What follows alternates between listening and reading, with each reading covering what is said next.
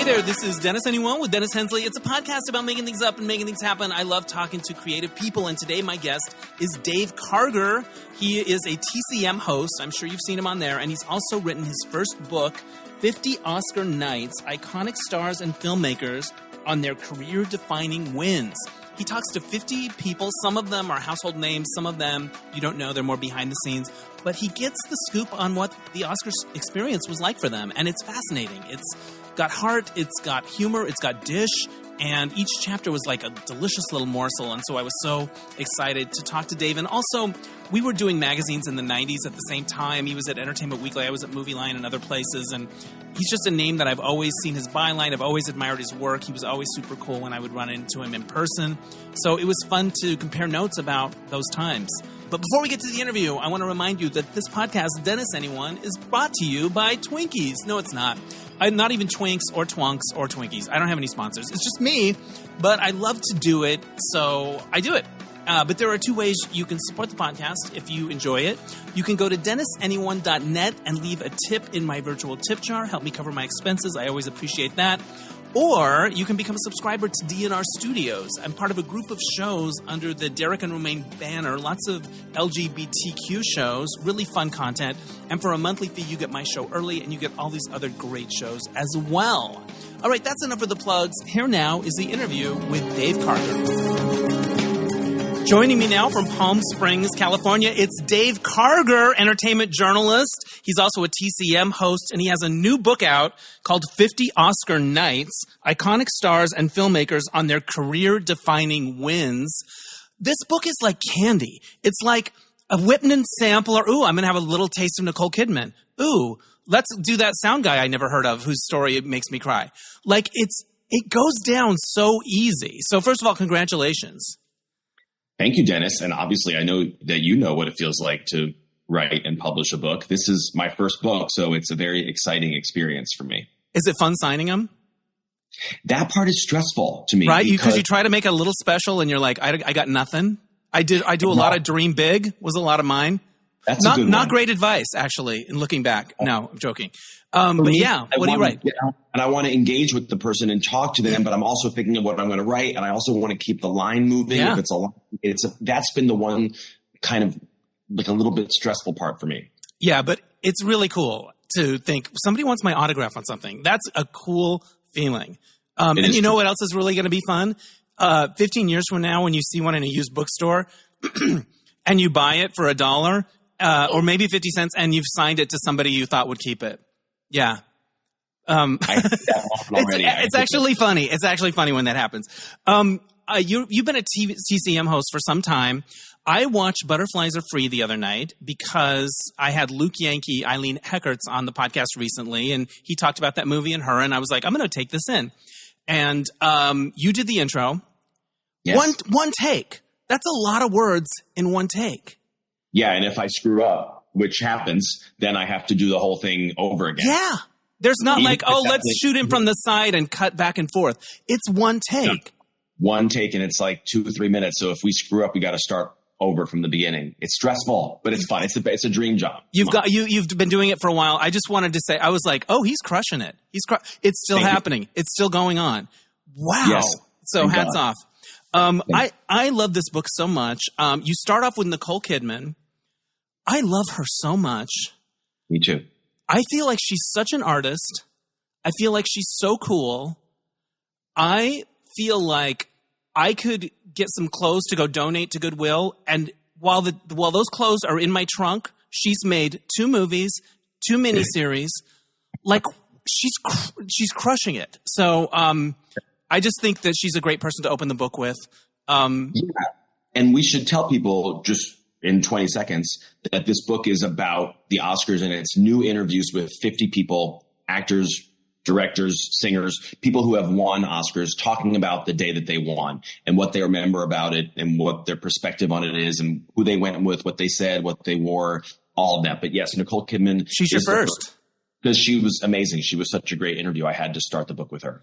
Well, she also talked about, she didn't go into a lot of detail, but saying, that she was having this professional renaissance, but her personal life was a mess. And when you see these people on TV, you don't know what they're dealing with off camera. And did that come through in your interviews as a recurring theme?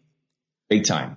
And it was a valuable lesson for me as I'm going about my job now, interviewing a lot of people who are up for Oscars and doing the whole process and award season. It's important to remember, we look at the Oscars and we're thinking, oh, this person's about to win an Oscar or they've won an Oscar. Everything in their life must be great. Well, this book and doing this book showed me, and it's showing people who are reading it, that's not necessarily the case. I mean, Nicole Kidman talks about how she was recently divorced. She hadn't met Keith Urban yet, and she wins an Oscar, but she ends up like going to bed before midnight, eating a cheeseburger on the floor of her hotel room and feeling like I need to find a love in my life, someone to share a special experience like this with. And I loved the fact that she was so willing to talk about that with me. Right. And she opened up about that aspect of it. It could have been more surface. And she revealed that, which I loved. Who surprised you? Jane Fonda was a bit of a surprise. I was really excited to talk to her. And I was really appreciative about all of the stuff, her telling me everything she had been through and feeling hostility from the crew of her own movie, Clute. And she would show up on the set and there'd be an upside down American flag that somebody had hung on the set. Yeah. Mess with her. And just all the different things that she was going through. She was sick on the night she won her Oscar. And then when she won, she gave this very short speech, but then felt like so relieved, but also guilty that she had an Oscar and her dad, Henry Fonda, didn't have one yet. And so she broke down. So that was a very surprising interview for me. She's a hero of mine. And it feels like with that book, when she wrote her book, she just decided, I'm going to cut the shit and just tell the truth about everything. And she's kept doing it. She talked about, she was afraid they were going to boo her at the Oscars. Yes. In your interview. Even though she had a good feeling she was going to win, she was considered the front runner the whole season long. She was feeling these conflicting forces coming at her because she was getting the industry's highest award, but she was also feeling like there were a lot of people in Hollywood who hated her, who hated what she for, who hated what she was fighting for politically. So she was worried that she was going to get up there and be booed. And when you go on YouTube and watch her speech, which I encourage everybody to do with all these speeches, go on YouTube and watch these speeches. They're a great companion to this book. And you can almost see the terror in her eyes, like what is about to happen as I'm giving this very short speech? Are they going to let me finish? How's it going to go? And of course it went great. One of the themes that emerges in the book is how an Oscar affects somebody's career, whether it's positive or negative. Did it come too early? What does it mean at this point? Like Martin Scorsese says, if he hadn't won, or if he had won the Oscar earlier, he might not have made the movies that he made. I found that fascinating. Isn't that interesting? And also Julia Roberts, who was nominated very early in her career twice for Steel Magnolias and Pretty Woman. She says she was so happy she didn't win either of those times. She compared it to like the cool kid in high school who peaks in high school. Yeah. And then downhill from there. So she's really happy that she won hers when she did. I mean, with Martin Scorsese, it was almost comical by the time he finally won for The Departed that he had not won before. I mean, it's ridiculous, but I'm glad. I mean, I guess he feels like he won when he was meant to. There's a little anecdote in the Cameron Crowe chapter about Almost Famous about Kate Hudson and Kurt Russell that it has to do with this theme. Can you talk about that? Yes, that's a great moment where a lot of people thought that Kate Hudson might win the Oscar for Almost Famous.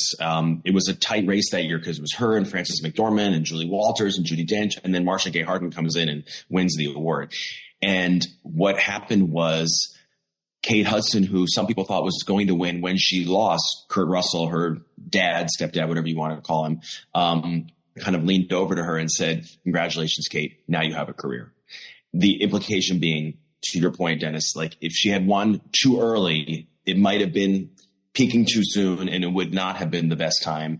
But thank God she didn't win because this then allowed her to continue to soar. The other thing that comes across in your book is there are stories where it really is the dream come true moment, where everything lines up. And I was very moved by the idea that these are people who accomplished something. It's a real marker of like, I did something. And that really moved me. Yeah, and the people that are kind of coming to mind with what you're saying are actually Octavia Spencer and Allison Janney, and they have these interesting intertwined moments because the two of them are great friends, and also two of their other really good friends were involved very integrally as far as helping them get the Oscar. So the director of The Help, Tate Taylor, was a great friend of Octavia Spencer's. And then the writer of I, Tonya, Stephen Rogers really helped her and wrote the movie for her. So in both of those cases, they say, like, if the four of us would go to Hollywood parties together, and whoever would have thought that we would end up at the Oscars because of a movie that Tate directed and then a movie that Stephen wrote. So it's just beautiful, powerful moments like that, and show the value of a great friendship in this industry. And there are lots of stories of strugglers, people who, toiled away for a long time, almost gave up. Geoffrey Fletcher, the screenwriter of Precious, comes to mind. Can you talk a little bit about his story? His story really moved me, and I wanted him in the book because I wanted some people that were not household names. And I had him in there because he was the first Black screenwriter ever to win an Oscar. And he told me this great story about how when he was a kid, he found out, actually he didn't find out until later, but he found out that his mom and dad, when they wanted to go to the movies in the American South, they had to sit in the segregated balcony section of the movie theater. But they never told him that when he, as a kid, expressed interest in the movie industry. And it wasn't until later that they told him that story. And he's very grateful that they didn't discourage him by sharing that story. But it was so powerful that he then got to bring his mom to the Oscars. So she went from sitting in the segregated balcony of the movie theater to then sitting with her son while he's winning an Oscar. I mean, it was just a beautiful, powerful moment. Amazing. You know who else I fell in love with? Lee Grant, who won for Shampoo. Oh. She is still alive. She's still on the earth, right? She is. She's 98 years old. Wow. She did that interview in person at her apartment, and she also had gone through so much adversity. She was blacklisted for 12 years because of suspected communist leanings, and she only could work like on stage for that 12 years. And then when finally the blacklist kind of fizzled, she came back to TV and became this big TV star because of Peyton Place. And then everybody wanted her for her movies, and she wins an Oscar for Shampoo, and she's 49 years old at the time. And she really considered that her victory over the blacklist, and like what a powerful achievement that was. And she was like, I beat them. She's super salty in your interview, and you must have just been thinking, oh, this is a gold mine. She was one of the first interviews that I did. I was in New York. I live in New York part-time and Palm Springs part-time. And when I started this book a year and a half ago, I was in New York. So I did a couple of the New York-based people first. So Joel Grey was the very first person that I sat with. And Lee Grant, I think, was like the second or third. And it was so exciting for me to talk to a lot of these classic film stars. I have 6 people in this book who are 90 years of age or older. Clint Eastwood and Rita Moreno, Mel Brooks, Estelle Parsons. So it was so special to me to include their stories. And yes, sometimes the older people are the ones who are kind of the least filtered in a way. They have no F's left to give. Right. Rita Moreno tells a Joan Crawford story that was fascinating. Can you break it down? It's a little bit convoluted, but it's full of intrigue. All the gays love this story. Of course they do. Joan Crawford, that's her thing. She loves to steal everyone's thunder at the Oscars. Of course. Where she accepted Anne Bancroft's Oscar. Well, I guess Joan Crawford managed to somehow be in the wings right when Rita Moreno won her supporting actress Oscar for West Side Story. And I don't know if she was about to present an award or something, but she was there with a photographer, and Rita comes off stage and Joan Crawford just grabs her and pulls her into her bosom. And Rita Moreno said she smelled alcohol on her, and she was built like a linebacker, and Joan Crawford apparently just wouldn't let go. And the photographer kept saying, we can't see Miss Moreno's face, Joan. And Joan Crawford said, oh, she's just upset. They're there, sweetie. And Rita's like, I'm not upset. I'm trying to cheat to the damn camera. Right. And then I guess a couple of weeks later, Rita, who's back in the Philippines making a movie, gets a note from Joan Crawford that says, dear Rita, I'm so honored and moved that in that special moment in your life, you chose to spend some time with me, and I'll always remember that. And it's so Joan Crawford to take that moment like that and then write a note like that. It's just a great story. I couldn't believe it when she told me that. Yeah, so good. I also learned reading your book that when John Travolta said Adele Nazeem instead of Idina Menzel, it actually had an effect on the nominated people. Yes, that's right. God, no one asked me about that yet. But that was, I think, Kristen Anderson Lopez, one of the writers of the song Let It Go. And I guess one of her friends or co-nominees or someone from the movie had snuck a flask of alcohol into the auditorium that night. And Kristen was like, no, I'm good. I'm not going to have any. I'm going to live this moment and try to be present. And then the Adela Nazeem thing happened. And Kristen was like, give me that flask. It's time to drink. It's time to drink. If he's saying Adela Nazeem, I don't know where this night's going to go. Oh, my God. Something else I wrote down when I was reading your book, but I don't remember who it applies to, but I think it's a profound thought. Oprah roses don't die. So that's also Kristen Anderson Lopez. Oh, okay. So after they won for Let It Go, I guess Oprah had run into them at a party and said, you're going to win or something. And they got back to Brooklyn. And a couple of days later, what showed up on their doorstep was however many dozens of roses and like some Oprah beautiful champagne or something. And Kristen said like they would always, for the next year, they'd be like, if something happened, they'd be like, is this Oprah champagne worthy? Like, can we open one of the Oprah bottles? But she also said the roses did last a very, very long time. So Oprah roses don't die. Oprah roses don't die. That might be the title of this episode. I love that. I want to talk to you about magazine days because I remember you worked at Entertainment Weekly when I was doing stuff for Movie Line, and I would always see your byline. When Entertainment Weekly would come on Fridays, it was like the Christmas. Like I looked forward to reading it every week. I knew the people and the voices and stuff like that. And for me, being a magazine, doing what I was doing in the 90s, that was the heyday. That was the best. I look back on that time and think, God, I was so lucky to be doing that then. Because it was a window of time, right? What was that time like for you? It was amazing. It's exactly what you just described. I was 22 years old when I got hired as an assistant at Entertainment Weekly in 1995. And I stayed there for 17 years and worked my way up. I had actually been an intern the previous year when I was just 21 years old. And I worked my way up all the way to senior writer. And as you're alluding to, it was the days when magazines were making good money because of the advertising, and expense accounts were amazing. So if I had to interview Johnny Depp and he was in Paris, well, then I went to Paris. If Angelina Jolie was in the south of France, well, I went to the south of France. If Colin Firth was in London, I went to London. And no one batted an eye. That's just, we had the money. We were making a lot of money. It was this magical time. And I got to go to all over the globe. I met everybody. And it was, as you're saying, it was a time when people were really reading Entertainment Weekly, and it really mattered who was on the cover and what we wrote about and what we said. And I was the Oscars writer and blogger for EW and EW.com. So my work there for 17 years really did lay the groundwork for this book, because 35 out of the 50 people who are in this book are people that I already knew. I had already met them or interviewed them in my travels over the past 25, 30 years. So I think that experience, along with the fact that this is a Turner Classic Movies book, it's TCM branded on the cover, that also helped me attract some of the tougher people. I think because even if they didn't know me, they knew TCM and they were happy to participate in a TCM book. Well, I think this could spawn many sequels. Are you concerned that any big A-listers that aren't in the book are going to see you at the next red carpet and go, what the fuck, Karger? I'm Sandra Bullock. I mean, come on. I have the Jesse story. I could have given you dirt on that. Like how did you feel like, ooh, 50, we have to cut it off at 50? Or are you thinking sequel could happen?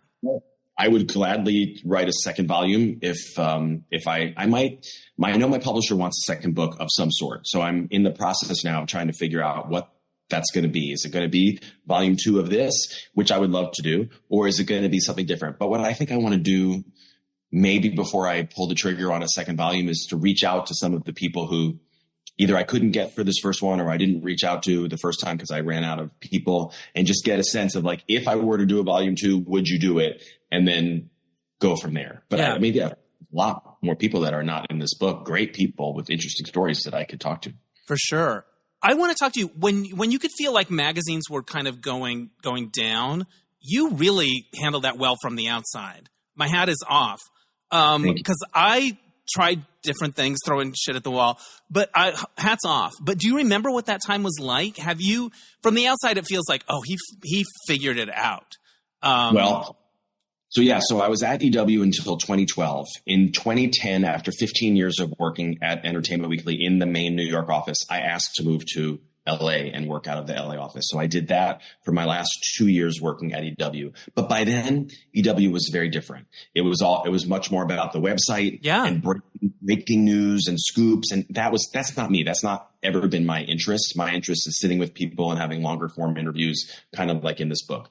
So around 2011, 2012, and plus by that time I had been doing the Today Show for over 10 years. And I really enjoyed that part of my professional life. So at that point, I wanted to try to pivot away and not be a writer who occasionally goes on TV, but to be more of a host. Yeah. So what I found I had to do as kind of a halfway point was I worked for 3.5 years at a website called Fandango, which of course where you buy your movie tickets, right?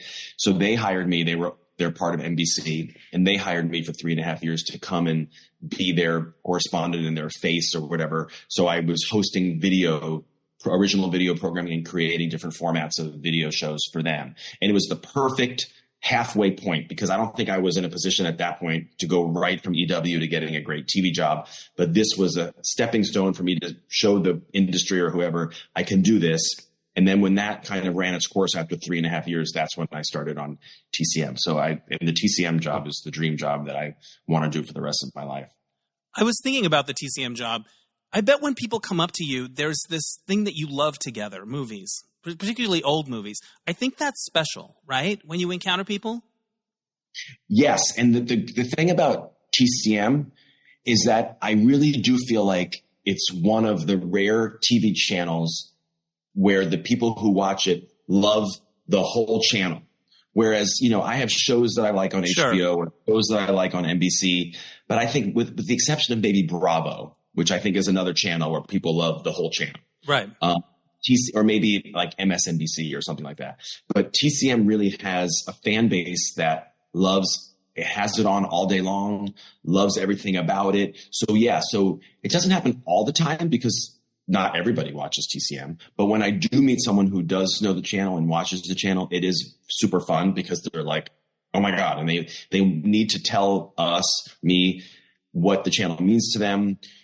During COVID, for instance, or if a loved one was sick and they were with a dad or a grandparent and watching it. So we get a lot of beautiful stories from viewers for whom the channel is such a source of comfort. And I love that. And that is in my mind every time I'm on the set filming something or doing anything related to TCM. That's very meaningful. I love that. And also you don't have to be 25 to be on TCM, which is, thank you. Thank you. There's a few more bits from your book that I picked out. I did not know Marlee Matlin was in Betty Ford in Rehab when she got nominated. I learned that in your book. Me either. I had no idea. So she had won the Golden Globe, but she was going through alcohol and cocaine addiction. And she decided to check herself into Betty Ford the day after she won the Golden Globe. She had to miss some big premiere with Prince Charles and Princess Diana or something in England. And yes, the day the nominations came out, she was in Betty Ford, but she finished the program in enough time to actually go to the ceremony. And she was 21 years old when she won the Oscar, which is just mind blowing. And she remains the youngest Best Actress winner to this day. Amazing. I'm jealous that I'm not a Julia Roberts gay like you and Jess Cagle. I'm going to admit it right here and right now. I've never gotten to meet her or interview her, and I just feel like she gives you she's that, right? She is that. She's great. So I met her 14 years ago. She had a movie about to come out. It was Eat, Pray, Love. Yeah. And I was given the assignment of interviewing her for a cover story for Entertainment Weekly. We did it in Mexico for some reason. She was doing press there. And we just really hit it off. And she told me, so this was 14 years ago. I was 36 because I'm 50 now. And we did the interview and she was like, yeah, Dave, I thought you were going to be like this 60-year-old man. I think because I had been at the magazine for such a long time. Yeah. You started at 22. And had been lucky enough to write like some, I guess, high profile articles or whatever. She thought that I was like this crotchety old, like veteran or something. Yeah. So I think when I walked into the room, and that happened to me a couple times. I remember interviewing Lara Flynn Boyle for Men in Black 2. And we finished the interview and it was in a hotel. And I walked by the elevator. She was in the elevator. The doors were closing and she didn't know I was there. And she goes, "That was Dave Karger?" And again, I think she was just expecting I don't know. I don't think she was expecting like a kid. I had a realization about my early magazine days recently, and I wonder if you'll relate to it. I got along really well with actresses. We really clicked. I think they liked me. I got good interviews out of them. I just think I had a thing. And I was like, well, I'm just charming. But when the Weinstein stuff broke and all the Me Too stuff broke, I had this thought of like, I must have been a breath of fresh air if this is what their day is like. Agents and audition and just lecherous people everywhere. I must have been like, oh, the sunny gay guy. Yeah, sign me up. Have you ever, has that thought occurred to you? Totally has. Maybe not just like that. Yeah. But I do think kindness and manners and graciousness amongst people who did what we did at that time was not always the norm, right? Yeah. I mean, you have both been to press screenings or whatever where people come in. I'm not going to say any names, but you're just like, you're interacting with other human beings. How are you getting anything done? Why is anyone wanting to work with you or help you? Because you're just so unpleasant. People just coming in and complaining about this or that. So I think kindness and generosity, emotional generosity has definitely helped me. That's definitely how I've tried to comport myself throughout my entire career. And I know you as well. So I think that was a help. Yeah. Who intimidated you? In general or for the book? For the book or in general? Well, this wasn't for the book, but I once was at the Oscars, and this was in the late 90s. And I was there with a colleague of mine, Trisha Johnson, this wonderful young woman. And she and I were covering the Governor's Ball together. And it was our job to get quotes from all the nominees that were there, which basically means like going up and interrupting people and getting a quick 2-minute interview out of them. And Warren Beatty was there because he had written Bulworth and was nominated. Of course, he didn't win. And I saw him and I couldn't even go up to him. I was so nervous. I was like, Trisha, you have to do it, which thank God she did because she was gorgeous. And I'm sure he was much happier to talk to her than some 24-year-old gay guy. But that was big. Harrison Ford, every time I see him, I get nervous. Sure. I love him so much. And he's always been very nice, but I get very starstruck.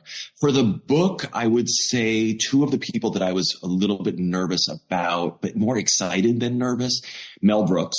Because I had never interviewed Mel Brooks before. And he was amazing. He's 97 years old. Amazing. His recall of winning an Oscar in 1969 was out of this world. And then more recently, this is strange, but I was very nervous to interview John Legend because I love him. And I love everything about him. I just think he's so fabulous and so elegant. And I love the voice and I love his music. And I was so excited when he agreed to be part of this book because I didn't know him. And I was very, very excited to Zoom with him. And he was amazing. I could have listened to him forever. And Meryl Streep, of course, even though I know her a little bit, to Zoom with her, that was a big day. Well, also she's got a lot of Oscar stories she could probably tell. Like, let's just talk about the first one. Is that what was, no, you did the one for Kramer versus, which one did you talk about? I read it. Choice. You did the Sophie's Choice one. Yeah. Anyone in the book who has more than one Oscar, I let them choose which year they do. I actually had already gotten Dustin Hoffman for Kramer versus Kramer, and I kind of had a rule which was not to have 2 people from the same movie. So if she had wanted to do Kramer versus Kramer, I probably would have tried to have convinced her to do one of her 2 Best Actress wins. But I had a feeling she was going to want to talk about one of her 2 Best Actress wins and not her supporting win. So I was excited and relieved when she wanted to talk about Sophie's Choice.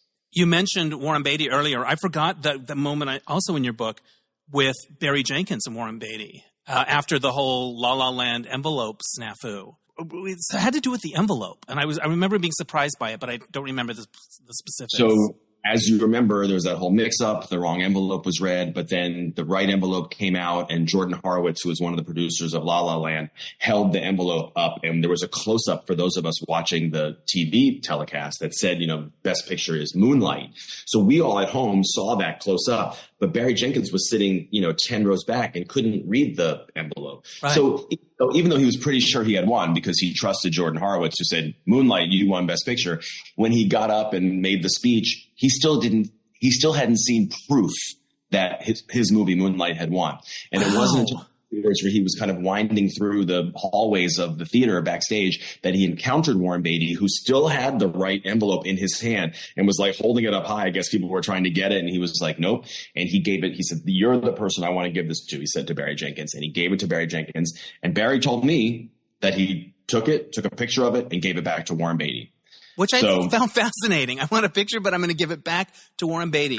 When you look back at your early journalism days, are there things you can't believe you did or said? I have a few of those. Or stories that happened.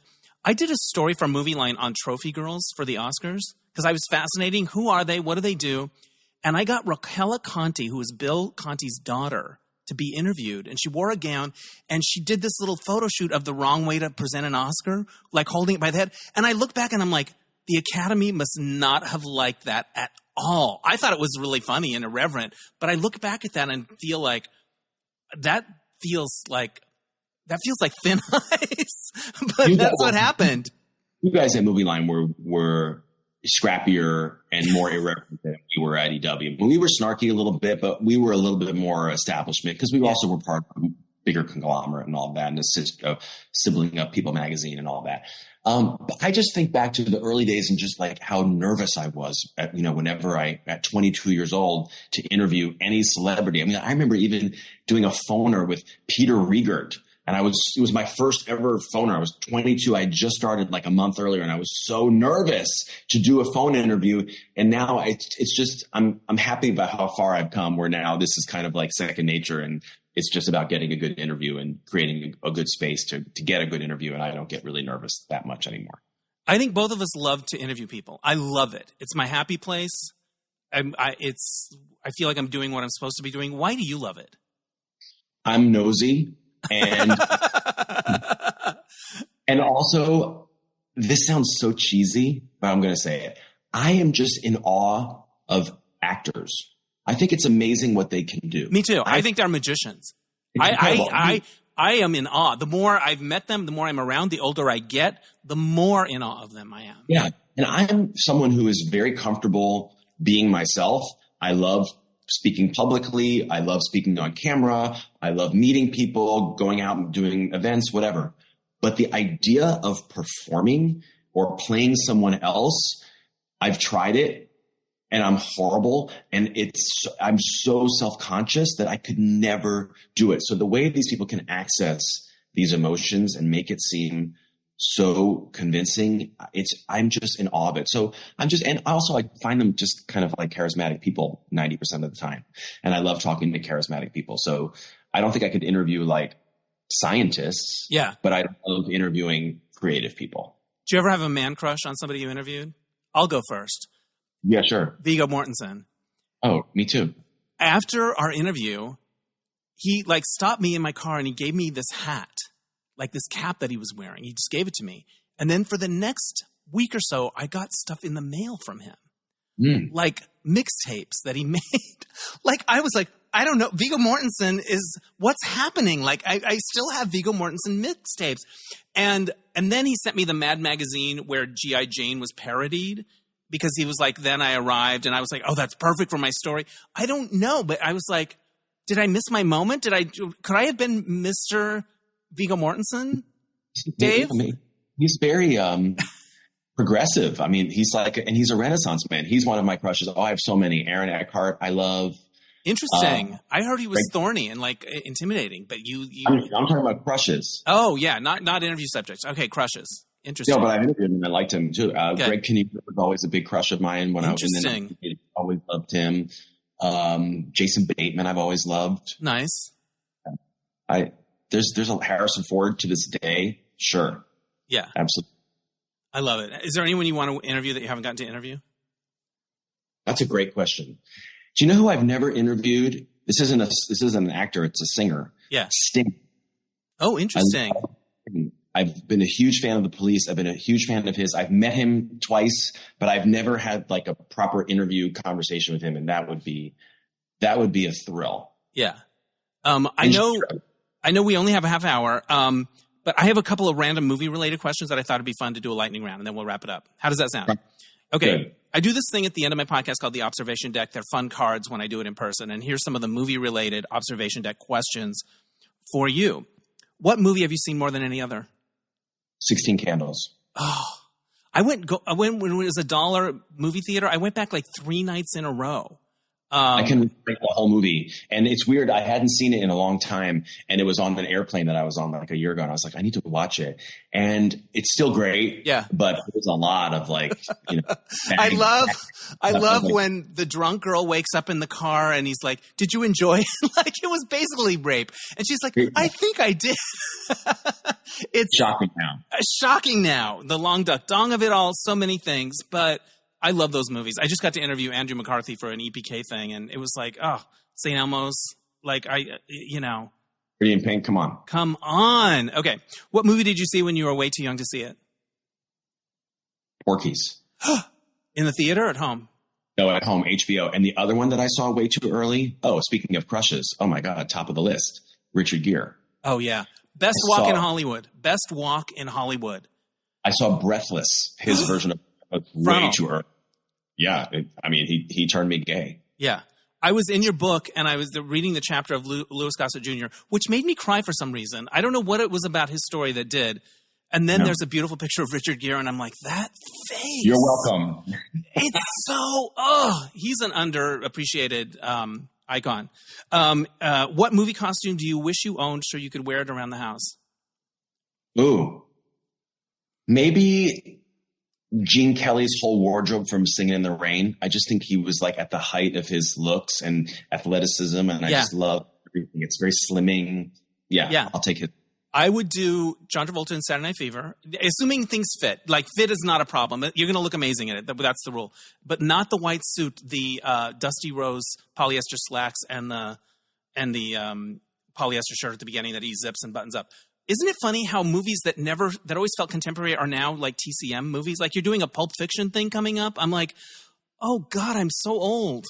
30 years ago, Pulp Fiction. It's our opening night of our TCM Film Festival in April. Yeah. Yeah. This is my last random movie related question. I know you're in a relationship and taken, but if you meet the love of your life in a revival house line, what movie's playing?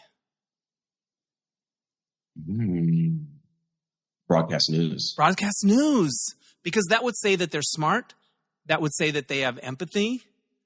That would say that they Holly Hunter. Yes. Yeah, that's such a classic. All right, Dave, this was super fun. Tell people where they can find your book or any other events that you got coming up that you want to promote. Sure. The book is called 50 Oscar Nights. It's anywhere. You can get it online. You can go to an independent bookstore and get it. It's everywhere you get your books. I also on X and Instagram at Dave Karger, Karger. And you can find me on Turner Classic Movies. I have 2 time slots. I'm on every Saturday afternoon and every Monday night. And it's the job of a lifetime. I love it. What's the big Turner Classic Movie? What do people love on there? What's the big hit that people are super into? Which one? Casablanca. Anytime we show that, people get very excited. They're all about it. It's a tight, lean movie too. It is not long. It's like, I saw that and I was like, oh, wow. Boom. That was in and you're out. You're in, you're out. It's perfect. There's no problems. Here's my final question. This is your first book. What's really moved you and surprised you about the experience? What has it meant to you to have a book? I'm very emotional about this whole experience, Dennis. And I cry when people come up to me and say that they've read it. I cry when I read it. You mentioned Kevin O'Connell, the sound mixer who finally won an Oscar after losing 20 times. I cry every time I read his chapter. I've cried on stage talking about this book. I don't know what it is, but I've turned into like a blubbering mess because I don't have kids. So this is like my kid in a weird way, this book. And just the whole experience, it has my name on it like that. It's something that I've become very emotional about, and that has really taken me by surprise. But I've held it together for this podcast. Thank you. I appreciate it. I cry in every one, apparently, now. That's my new thing. But it comes through in the book. There's lots of fun, dishy anecdotes, and, ooh, I didn't know that, or whatever.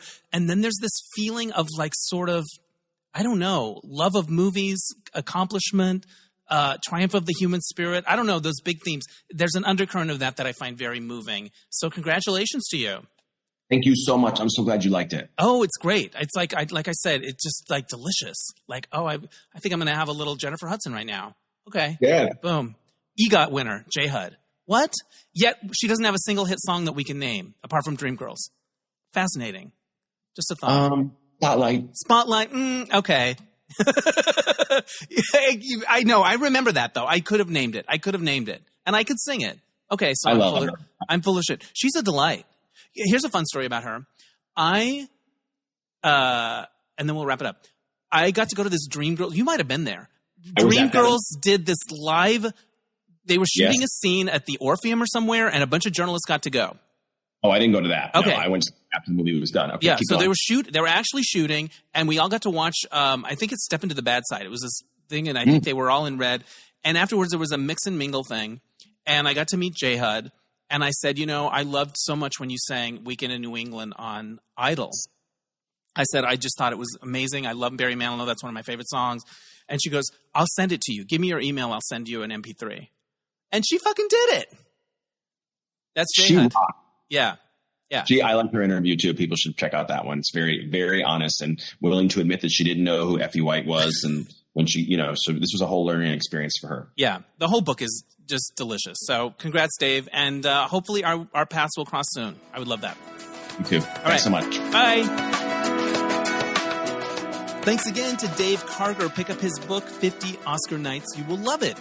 All right, so this happened. Actually, it's related to Dave's book, and it happened way back in 2006, 2007, sometime in there. So there's a chapter in Dave's book about Melissa Etheridge where she talks about winning Best Song for a song from the Al Gore documentary, An Inconvenient Truth. I think it's called I Need to Wake Up. Wake Up, We're Flooding, something like that. Anyway, I saw Melissa in concert earlier in that year, like maybe the summer of 2006 sometime, and she introduced the song and she talked about the documentary, and then she was like, if there are any Oscar voters in the crowd, like she was campaigning at that concert, and I was like, oh, she's got her eye on the prize. And when I read Dave's book, this was validated. She really wanted it, and she kind of had a dream earlier, or like a I don't know, a vision of winning an Oscar. And like, so the point is she manifested it. And I've said it before, and I'll say it again, lesbians get shit done. Also, I think she beat all the songs from Dreamgirls, all the new songs from Dreamgirls. So yeah, that's some powerful manifesting right there. I don't know if she got any Oprah roses for it. You just don't know. You can't count on Oprah roses. They either show up or they don't. Oh, and while we're talking about movies, our last two episodes was the year-end movie wrap-up that I did with Drew Droege and Glenn Gaylord, and people have been giving me some of their opinions. So if you have an opinion you want to share about any of the movies we talked about, I have a voicemail that I always forget to mention, but it's 1-888-647-9653. 1-888-647-9653. If you want to weigh in on any of the movies, let us know your opinion.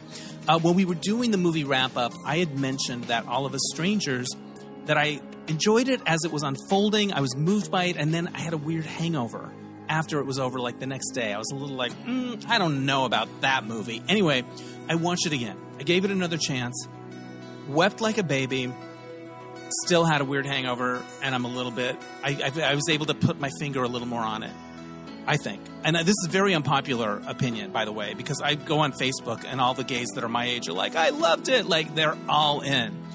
I felt like the other three actors, except for Andrew Scott, so the other three, the parents and Paul Mescal, Claire Foy, and Jamie Bell, and the filmmaker, I felt they all decided to team up and fuck with Andrew Scott. Like, let's fuck with this gay guy.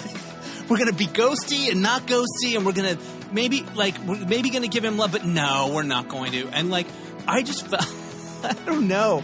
I felt like poor Andrew Scott was like, I felt every moment that he was there. I've been there. Those feelings, I related to so many of them as a gay man of a certain age, and just like, oh. And also, if you want to make me cry, have a movie where a father tells a son he's proud of him. I'll lose it. That's my big thing. That just says something about me, my history. I don't know. I felt like the long pauses were a little... I don't know. I did not drink that particular cocktail of a movie. When I first moved to LA, I used to take acting classes. And I remember like the really good students. The movie reminded me of when the best students in acting class would do a scene, and there would be like 10 lines in the scene, and then they would just keep going, and they would just say stuff and then just look at each other for a long time. But they were in it. They were in it. You be it. You believe it. But some of it felt like an acting exercise. Just like hold this forever. Hold this pause forever. And then say, I'm sorry I didn't come in your room when you're crying, and you will have Dennis in your back pocket. Long story short, I'm not on the All About Strangers train. All About Strangers. What's it called? All of Us Strangers. All right. Another thing that happened more recently is we did the mismatch game. It was our Valentine's edition, Heartbreak Feels Good in a Place Like This edition, and it was packed to the gills, sold out, and we raised the most money that we ever raised in one show, which was $4,735. So that felt really good. It was a really good time. We had a great cast and lots of laughs. And the next mismatch game is going to be in Palm Springs on Friday, March 15th. So if you're out there, come see us at Oscars. All right, that's enough for this week. Thank you so much for listening. I'd like to give a shout out to Oscar Rosario for mixing the episodes. My theme music is by Mark Daniels for Placement Music. We'll catch you next time on Dennis Anyone. Bye!